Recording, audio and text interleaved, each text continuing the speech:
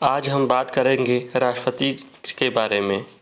अगर आप इस चैनल पे नए हो तो चैनल को लाइक, सब्सक्राइब और शेयर करना न भूलें। तो आइए हम बात करते हैं। राष्ट्रपति के बारे में क्या क्या जानेंगे, उनकी हम चर्चा करते हैं कि राष्ट्रपति के बारे में हम लोग क्या क्या करेंगे। पहले राष्ट्रपति के बारे में उनके प्रमुख अनुच्छेद जो हैं उसको पढ़ेंगे। फिर उसके बाद राष्ट्रपति की योग्यता के बारे में पढ़ेंगे कि क्या क्या योग्यता होनी चाहिए राष्ट्रपति के लिए। राष्ट्रपति पर महाभियोग के बारे में पढ़ेंगे, किस अनुच्छेद के तहत राष्ट्रपति में महाभियोग लगाया जाता है, क्या प्रक्रिया होती है, ये सब जानेंगे। फिर उसके बाद राष्ट्रपति की शक्तियों के बारे में जानेंगे। राष्ट्रपति की शक्तियों को हम 3 भागों में बांटे हैं। एक नियुक्ति, जो राष्ट्रपति नियुक्ति करता है। दूसरा बांटे हैं आपातकालीन शक्तियाँ। तीसरा बांटे हैं विधायी शक्तियाँ के बारे में। तो इनकी हम चर्चा करेंगे कि राष्ट्रपति नियुक्ति किसकी किसकी करता है, राष्ट्रपति की आपातकालीन शक्तियाँ क्या क्या हैं तथा वो किस प्रकार लगा सकता है, और तीसरा है विधायी शक्तियाँ। और विधायी शक्तियाँ के बारे में बात करेंगे, अर्थात संसद को किस प्रकार किस अनुच्छेद के तहत बुला सकता है और उसमें क्या किया कर सकता है, उसके बारे में हम अच्छे प्रकार से जानेंगे। ठीक है। इसके बाद अगर आप इस चैनल पर नए हैं तो चैनल को सब्सक्राइब, लाइक, सब्सक्राइब करिए और अपने दोस्तों को भी शेयर करिए। आइए हम प्रारंभ करते हैं। राष्ट्रपति अनुच्छेद 52 से 78 के बीच में आता है। 52 से 78 के बीच में अनुच्छेद 52 से 78 के बीच में आता है। इसको कैसे याद रख पाएंगे, देखिएगा ध्यान लगा के। राष्ट्रपति में देखिए पहला शब्द है र। क्या है? र से निकाल सकते हैं हम 2। क्या निकाल सकते हैं? 2। ध्यान सुनिएगा, जो राष्ट्रपति में र शब्द है उससे हम निकाल सकते हैं 2, क्योंकि र और 2 दोनों एक ही समान हैं लगभग में। देखिए रिलेट करना है, रिलेट करेंगे तो आपको याद रहेगा। क्योंकि प्रश्न राष्ट्रपति से अगर पूछेगा तो उसमें राष्ट्रपति जरूर लिखा रहेगा। तो राष्ट्रपति से पूछेगा कौन सा अनुच्छेद से प्रारंभ हुआ है, तो आप इस तरह रिलेट कर लेंगे अगर कर रहेंगे तो। एक ट्रिक है। ठीक है। राष्ट्रपति से हो गया 2। यहाँ पे देखिए ट क्या लिखा हुआ है? ट लिखा हुआ है। क्या लिखा हुआ है? ट से बन गया 8। 8 ट या 8 8 ट या 8 इस तरह बन जाएगा। तो मतलब कि यहाँ पे 2 होना चाहिए और यहाँ पे 8। ये 2 चीज़ें आपको आगे मैं प्रयास कर रहा हूँ आपको समझाने का। अब 7 कैसे आएगा, ध्यान दीजिएगा। देखिए 5 टू ऐड करेंगे कितना आ जाएगा? 7। इस तरह से हम 2-3 बार देखेंगे तो हमको रिलेट करके करेंगे तो ये कभी भी नहीं भूलेगा। आप लोग 2-3 बार करके देखिएगा। आगे बात करें अनुच्छेद 52 में, तो राष्ट्रपति के बारे में बताया गया है कि राष्ट्रपति देश का प्रधान होगा तथा इसे प्रथम नागरिक की उपाधि मिलेगी, अर्थात यह भारत देश का प्रथम नागरिक होगा। अनुच्छेद 53 में बताया गया है राष्ट्रपति के कार्यपालिका शक्ति प्रमुख के बारे में कि जो कार्यपालिका होता है, कार्यपालिका में कौन कौन होते हैं? राष्ट्रपति, उपराष्ट्रपति, प्रधानमंत्री तथा मंत्रिपरिषद। और उनका कौन मालिक होता है या प्रमुख होता है? वो राष्ट्रपति होता है। किस अनुच्छेद में? अनुच्छेद 53। आप लोग को मैं ट्रिक के माध्यम से याद करा दूंगा, आप लोग 1-2 बार देख लीजिएगा। अगला आता है अनुच्छेद 54 या 54। इसमें राष्ट्रपति के निर्वाचन के बारे में दिया गया है कि निर्वाचन कहाँ कहाँ के सदस्य करेंगे, किस प्रकार होगा, इसके बारे में चर्चा किया गया है। निर्वाचन में राष्ट्रपति के कौन कौन भाग लेता है, ध्यान दीजिएगा। लोकसभा सदस्य और राज्यसभा सदस्य, ये दोनों सदस्य भाग लेते हैं तथा दिल्ली पांडिचेरी के भी केंद्र शासित राज्य के भी सदस्य चुनाव करते हैं किसे? राष्ट्रपति के निर्वाचन में। आगे आता है अनुच्छेद 55 या 55। अनुच्छेद 55 में राष्ट्रपति के चुनाव की प्रणाली क्या होनी चाहिए उसके बारे में कहा गया है। तो राष्ट्रपति का चुनाव क्या होना चाहिए, अनुपातिक प्रणाली होता है या एक संकरीय प्रणाली। अनुपातिक और संक्रमणीय एकल संकरीय प्रणाली क्या है उसके बारे में चर्चा कर लें तो अनुपातिक होता है। अनुपात क्या होता है, मतलब दो संख्या है तो उसका अगर अनुपात निकालना होगा तो मतलब सबको गुणा करते हैं। तो अनुपातिक मतलब अगर मान लीजिए 3 सदस्य हैं, कोई भी 1 2 3, तो कोई 3 सदस्य राष्ट्रपति चुनाव के लिए लड़ रहे हैं तो अनुपातिक का मतलब ये होता है कि आप तीनों को वोट करेंगे। क्या करेंगे, तीनों को वोट करेंगे पारी पार। जैसे पहले को मान लीजिए कर लीजिए, फिर उसके बाद तीसरे को करेंगे, दूसरे को, मतलब तीनों को आपको वोट करना पड़ेगा बार बार। क्या करना पड़ेगा, तीनों को आपको वोट करना पड़ेगा। आगे आता है अनुच्छेद 58 में राष्ट्रपति के योग्यता के बारे में कि योग्यता क्या होनी चाहिए राष्ट्रपति का चुनाव लड़ने के लिए। तो योग्यता न्यूनतम 35 वर्ष होना चाहिए तथा वो भारतीय नागरिक होना चाहिए। ये दो क्वेश्चन बहुत इम्पोर्टेंट हैं। भारतीय नागरिक होना चाहिए तथा वो लोकसभा में निर्वाचित योग्य होना चाहिए, अर्थात उसकी सदस्यता जो है वो लोकसभा निर्वाचन में हो सके तथा उस समय कोई भी लाभ का पद धारण नहीं करना चाहिए। उस समय कोई भी लाभ का पद धारण नहीं होना चाहिए। तो आइए देखिए इसको कैसे याद करेंगे, इस चीज़ को ध्यान दीजिए। देखिए अभी हम लोगों के यहाँ जो चुनाव हुआ है ग्राम पंचायत का, उसमें प्रधान बने। क्या बने हैं, प्रधान। तो यहाँ पे लीजिए प्रधान, क्या कर लीजिए, प्रधान। भाई प्रधान बनेंगे तो उनके कुछ सदस्य जरूर होंगे, तो ये कार्यपालिका, ध्यान दीजिएगा, प्रधान, ठीक है। वो उसके बाद क्या आ गया, कार्यपालिका। कार्यपालिका बैठेंगे, सदस्य बैठेंगे, कैसे काम किया जाएगा गांव में, इस पर चर्चा करेंगे। ये ठीक है, ध्यान दीजिएगा, 2-3 बार देखेंगे याद हो जाए। फिर उसके बाद क्या हुआ कि भाई किसको कौन सा काम दिया जाए, उसके लिए निर्वाचन हो जाए।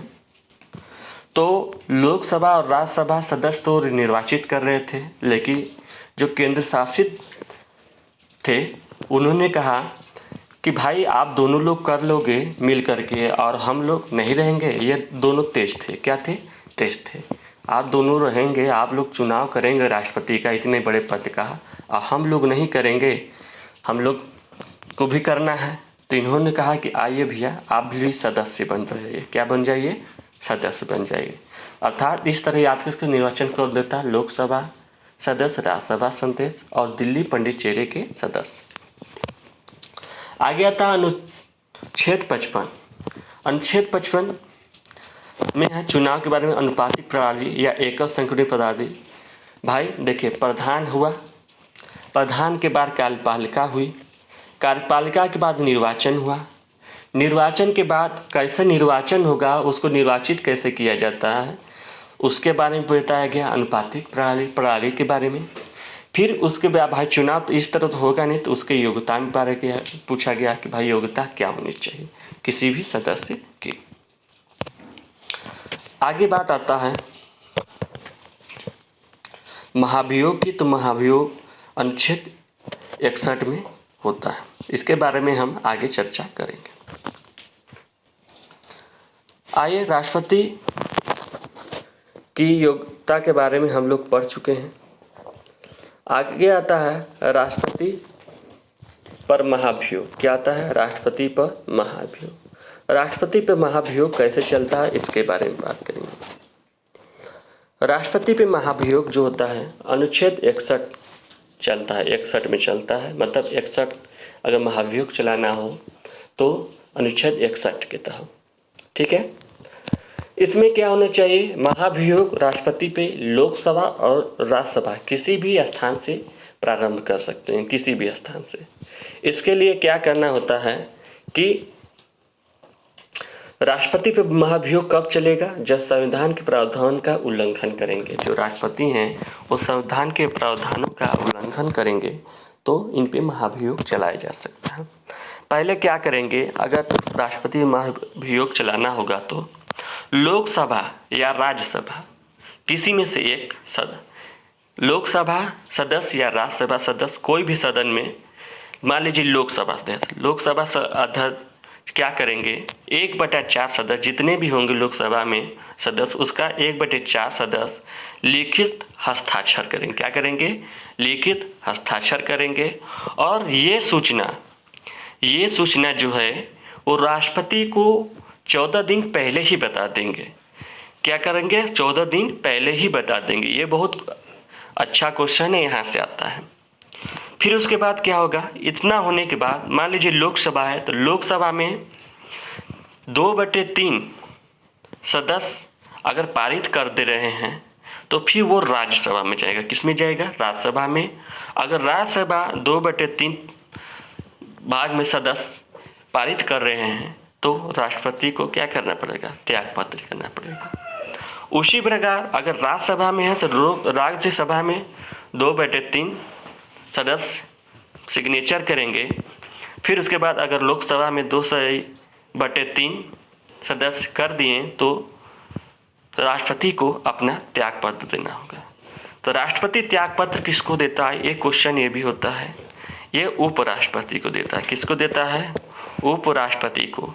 तथा इसकी सूचना जो होता है उपराष्ट्रपति सूचना देता है लोकसभा अध्यक्ष को। ध्यान दीजिएगा, जो राष्ट्रपति त्यागपत्र होता है वो उपराष्ट्रपति को देता है तथा उपराष्ट्रपति जो होता है वो सूचना देता है लोकसभा अध्यक्ष को। ठीक है,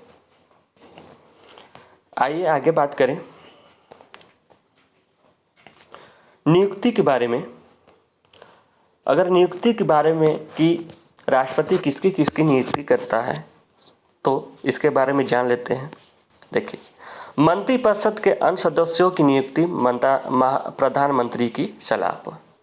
अन्य सदस्य जितने भी होते हैं प्रधानमंत्री को छोड़कर प्रधानमंत्री की सलाह पर नियुक्ति राष्ट्रपति ही करता है। दूसरा है उच्चतम न्यायालय एवं उच्च न्यायालय के मुख्य न्यायाधीश। उच्चतम न्यायालय और उच्च न्यायालय के मुख्य न्यायाधीश की नियुक्ति भी राष्ट्रपति ही करता है। राज्यों में राज्यपाल, इसकी भी नियुक्ति। भारत के नियंत्रक एवं महालेखाधीक्षक की नियुक्ति। मुख्य चुनाव आयुक्त की भी नियुक्ति राष्ट्रपति करता है। अटॉर्नी जनरल की भी नियुक्ति राष्ट्रपति करता है। वित्त आयोग, भाषा आयोग के सदस्य, वित्त आयोग और भाषा आयोग के सदस्य की भी नियुक्ति राष्ट्रपति ही करता है। पिछड़ा वर्ग व अल्पसंख्यक आयोग के सदस्य के भी नियुक्ति राष्ट्रपति करता है तथा भारत के राजदूत की भी नियुक्ति राष्ट्रपति करता है। ये बहुत इंपॉर्टेंट है, ये क्वेश्चन आता है। संघ लोक सेवा आयोग के अध्यक्ष की भी नियुक्ति राष्ट्रपति करता है। इसमें जितना भी डाटा है राष्ट्रपति का, अगर आप इस वीडियो को देख लेंगे तो आपको याद हो जाएगा और इससे बाहर आपको कोई भी क्वेश्चन नहीं जाएगा। और ये टॉपिक बहुत ही इम्पोर्टेंट है हर एग्ज़ाम के लिए। हर एग्ज़ाम में ये टॉपिक आता है। आगे बात करें राष्ट्रपति की शक्तियों के बारे में, तो राष्ट्रपति की आपातकाल शक्तियों के बारे में, तो राष्ट्रपति जो है वो आपातकाल 351 अनुच्छेद में करता है। 352 मान कीजिए 352 अनुच्छेद में स्टार्ट करता है और 360 तक उसकी आपातकालीन शक्तियाँ चलती हैं। देखिए, अनुच्छेद 352 कैसे याद करेंगे कि कौन सा आपातकाल? देखिए ध्यान से, यहाँ 3 है। 3 में देखिए यहाँ और में भी बना है 3 जैसा, तो इस तरह रिलेट कर सकते हैं। ठीक, तो यहाँ पे देखिए कब लगा सकता है, 3 तरीके से वो लगा सकता है राष्ट्रपति आपातकाल। एक तो राष्ट्रपति आपातकाल लगता है युद्ध के समय या बाह्य आक्रमण के समय लगता है, या तो सशस्त्र विद्रोह के समय लग सकता है। तो युद्ध के बारे में कहें तो जो राष्ट्रपति आपातकाल है, राष्ट्रपति शासन वो 3 बार लग चुका है देश में। 1962 ईस्वी में जब भारत और चाइना के बीच में युद्ध हुआ था। 1971 ईस्वी में जब भारत और पाकिस्तान के बीच में हुआ था। 1975 ईस्वी में जब आंतरिक अशांति हो गया था। आंतरिक अशांति के समय कौन प्रधानमंत्री था? श्रीमती इंदिरा गांधी। कौन था? श्रीमती इंदिरा गांधी। इसको नोट कर लीजिए, बहुत इम्पोर्टेंट क्वेश्चन है, पूछता है। ठीक है, आगे बात करें अनुच्छेद 360 में, तो वित्तीय आपातकाल क्या होता है? वित्तीय मीन्स धन। ये अभी एक भी बार नहीं लगा है, ये बहुत इंपॉर्टेंट कैसे, ये अभी एक भी बार नहीं लगेंगे। कैसे याद करेंगे? देखिए 352 से आपातकालीन, ये आपको याद करवाते हैं। 360 कैसे याद करेंगे, ध्यान दीजिएगा। देखिए 360 में क्या है? अंत में जीरो है, यहाँ पे भी जीरो है, अर्थात वित्तीय आपातकालीन। और यहाँ पे देखिए वह में भी जीरो जैसा है, मतलब वित्तीय आपातकालीन में आपको अभी तक देश में नहीं लगा है। ट्रिक के साथ रिलेट करके 1-2 बार वीडियो देखिए, आपको याद हो जाएगा। ठीक है, आगे बात करें राष्ट्रपति की विधायी शक्तियों के बारे में, तो कुछ अनुच्छेद हैं जिसको हम याद करेंगे और बहुत ही इम्पोर्टेंट है। अगर थोड़ा टफ लेवल का क्वेश्चन इस टॉपिक से बनाना होगा तो यही आपको करेगा। विधायी शक्तियाँ क्या है? विधायी शक्तियाँ में हम बात करें तो अनुच्छेद 85 में लोकसभा भंग कर सकता है राष्ट्रपति। लोकसभा भंग कर सकता है राष्ट्रपति। अगर अनुच्छेद 108 की बात करें तो राष्ट्रपति संयुक्त अधिवेशन बुला सकता है तथा इसकी अध्यक्षता होता है वो लोकसभा अध्यक्ष करता है। कौन करता है? लोकसभा अध्यक्ष करता है। आगे बात करें अनुच्छेद 123 की, तो इससे अध्यादेश जारी करता है राष्ट्रपति। क्या करता है? अध्यादेश जारी करता है। इसको कैसे याद रखेंगे, ध्यान दीजिएगा। अध्यादेश किसी को क्या करते हैं? किसी को आदेश देते हैं, अगर नहीं करता तो करते हैं गिनती 1 2 3, आपको 3 गिनती में आ जाना है, 1 2 3, इस तरह याद कर सकते हैं अध्यादेश देने के। अनुच्छेद 72 में देखिए अपराधी दंड को क्षमा कौन दे सकता है? राष्ट्रपति। अगर अपराधी है कोई तो उसकी दंड को क्षमा राष्ट्रपति दे सकता है। ठीक, आगे बात करें मनोनयन की, तो राष्ट्रपति जो है मनोनयन लोकसभा में 2 सदस्य को कर सकता है अनुच्छेद 331 के तहत। लोकसभा में 2 सदस्य कर सकता है अनुच्छेद 331 के तहत, तथा राज्यसभा में 12 सदस्य को मनोनीत कर सकता है अनुच्छेद 80(3) के तहत। अनुच्छेद 143 की बात करें तो अनुच्छेद 143 में उच्चतम न्यायालय से ये परामर्श ले सकता है। क्या कर सकता है? ये परामर्श ले सकता है, लेकिन ये बाध्य नहीं होता कि उस परामर्श को राष्ट्रपति माने ही। आगे देखिए ट्रिक से याद करेंगे, यहाँ से भी क्वेश्चन बनता है राष्ट्रपति के बारे में। तो राष्ट्रपति में प्रथम राष्ट्रपति कौन हुआ है? डॉक्टर राजेंद्र प्रसाद। वो भी 2 बार हुए लगता है। कैसे याद करेंगे, ध्यान दीजिएगा। जब भारत स्वतंत्र नहीं था तो राजा ही रहते थे पहले, तो राजा रहते थे भाई, तो पहले राजा थे तो राजा से राजेंद्र, इस तरह याद कर सकते हैं आपको। ठीक है, मुस्लिम राष्ट्रपति की बात करें तो वो थे डॉक्टर जाकिर हुसैन। कौन थे? डॉक्टर जाकिर हुसैन। निर्विरोध राष्ट्रपति की बात करें तो वो थे श्री नलीम संजीव रेड्डी। कैसे याद करेंगे, ध्यान दीजिए। नीलम, नलीम नहीं नीलम। नीलम भाई, जो नीलम रहेगा मतलब समझ सकते हैं आप लोग, डायमंड रहेगा उसको क्या करेंगे लोग? निर्विरोध चुन लेंगे। तो इस तरह याद कर सकते हैं। आगे है प्रथम महिला राष्ट्रपति, ये है प्रतिभा सिंह पाटिल। कैसे याद करेंगे, ध्यान दीजिएगा। भाई जिसमें प्रतिभा होगा वही तो राष्ट्रपति बनेगा। तो भाई महिला था, इसमें महिला थी और प्रतिभा था इनमें, तो क्या बन गई? राष्ट्रपति बनेंगे। और कौन सी थी? 12वीं थी। कौन सी थी? 12वीं। उपराष्ट्रपति जो राष्ट्रपति बना वो थे doctor S Radhakrishnan. Doctor S Radhakrishnan. कैसे याद करेंगे, ध्यान दीजिएगा। राष्ट्रपति और उपराष्ट्रपति, राष्ट्रपति और उपराष्ट्रपति में। उसी तरह संबंध है जिस तरह राधा और कृष्ण में, चाहे राधा को हो चाहे कृष्ण को हो, दोनों एक ही दूसरे से रिलेट हैं। और वर्तमान में जो है वो रामनाथ कोविंद। कौन है? रामनाथ कोविंद, जो 14वें हैं। कौन सा है? 14वें। ये क्वेश्चन आ चुका है, तो ध्यान दीजिएगा। अगर आपको ये वीडियो अच्छा लगे तो वीडियो को लाइक, सब्सक्राइब और शेयर करना न भूलें। आप सपोर्ट करेंगे तो और अच्छी वीडियो मिलेंगी। अभी मेरे पास इतना मटेरियल नहीं है जिससे मैं आपको टाइपिंग करके अच्छा सा दे सकूं। अगर आप सपोर्ट करेंगे तो मैं आप लोगों के लिए उसकी व्यवस्था करूंगा। धन्यवाद। अब मिलते हैं नेक्स्ट वीडियो में, और चैनल को लाइक, सब्सक्राइब और शेयर करना न भूलें।